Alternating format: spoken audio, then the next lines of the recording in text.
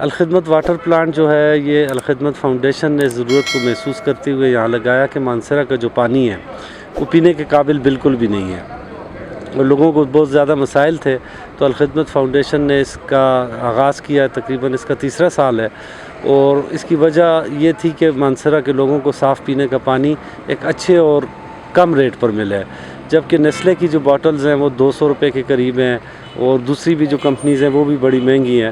تو اس water filtration plant کی بہت زیادہ ضرورت تھی اور یہ نان پروفٹ بیس ہے۔ گرمیوں میں تو یہ اپنے اخراجات پورے کر لیتا ہے، لیکن سردیوں میں جو ہے اس میں ہمیں نقصان اٹھانا پڑتا ہے، پھر وہ الخدمت اپنے فنڈ سے ڈالتی ہے۔ لیکن آپ یہاں دیکھیں گے کہ سینکڑوں کے حساب سے لوگ آتے ہیں اور وہ پانی بھر کے یہاں سے لے کے جاتے ہیں۔ اس سے پہلے جو پانی کی بڑی باتل ہے وہ 20 روپے کی تھی، لیکن اب وہ 40 روپے کی ہوگی ہے کہ ٹی ایم اے مانسہرہ نے عدالت کے حکم سے جو ہے ٹیکس لگا دی ہیں، تو تقریباً یہ 1 روپے ٹیکس پر لیٹر جو ہے وہ ٹی ایم اے کو دینا پڑتا ہے، تو 2 روپے لیٹر کے حساب سے یہ پانی مانسہرہ کے شہریوں کو فراہم کیا جائے۔ میں آپ کو وزٹ کروں گا فلٹر پلانٹ کا جو مانسہرہ میں الخدمت فاؤنڈیشن کی طرف سے لگایا گیا ہے، اور پورے مانسہرہ کو یہ 2 روپے لیٹر پانی جو ہے یہ یہاں سے سپلائی ہوتا ہے۔